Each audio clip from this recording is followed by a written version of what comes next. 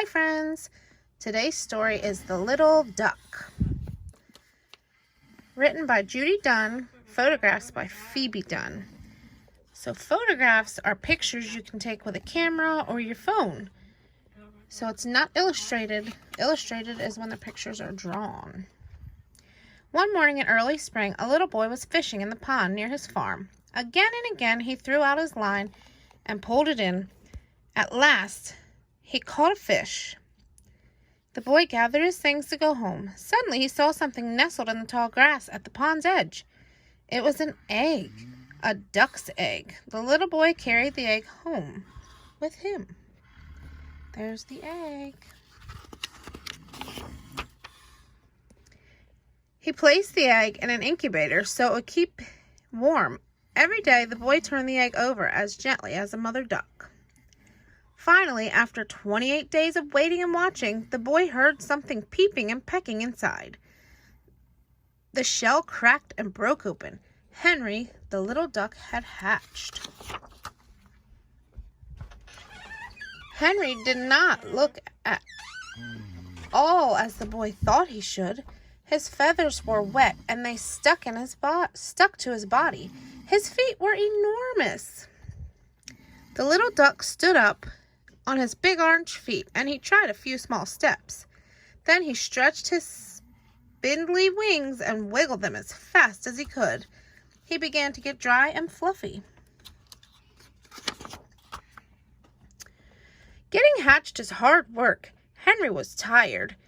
He put his head down beside his empty shell and went to sleep. When Henry woke up, his fluffy yellow down was completely dry. Now he looked like a duck. After a few days, the boy placed him in a wading pool. It's time for the little duck's first swim. Henry tried hard to paddle, but the more he paddled, the deeper he sank. Ducks cannot float without oil in their feathers. Baby ducks usually get the oil from their mother's feathers when she sits on the nest. But Henry's mother was an incubator. He would have to wait until his own oil glands began to work before he tried to swim again. Let's get the page to turn. The boy quickly scooped up Henry from the bottom of the pool and wrapped him in a towel. Henry was shivering and sputtering. The boy was afraid he would catch a cold, so he set his hairdryer on warm and dried Henry's feathers in no time.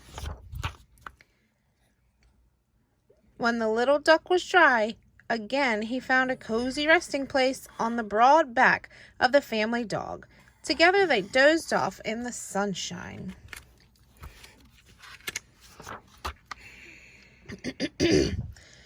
Through the summer, Henry kept growing. The boy fed him cracked corn and duck mesh.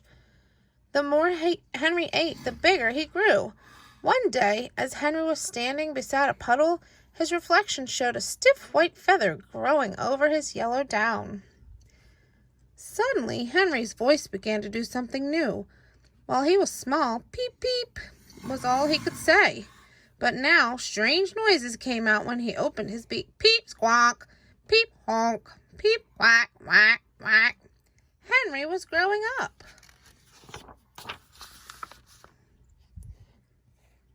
During the summer, Henry followed the boy all around the farm.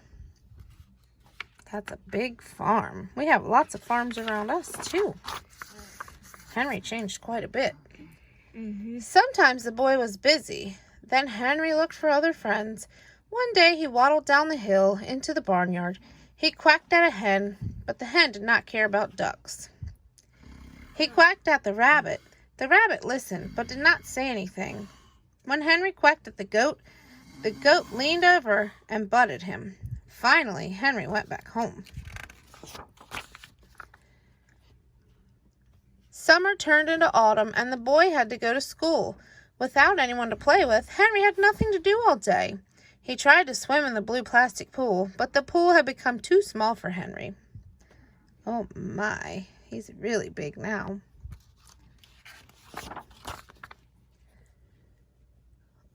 On the weekend, the boy stayed home.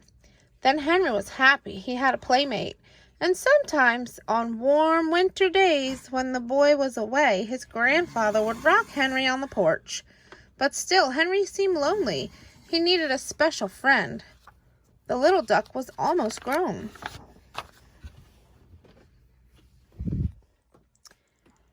One bright morning in the early spring, Henry waddled off the porch. He was a handsome, grown-up duck now, with a beautiful curled feather at the tip of his tail. Do you know why they have a curl at the tip of their tail? Let's see. Henry walked straight down the hill and past the barnyard and across the meadow. Suddenly, Henry stopped. He opened his beak in a loud quack. Before him was a wide, deep pool of water, much wider and deeper than his blue plastic pool at home. Henry had found a pond.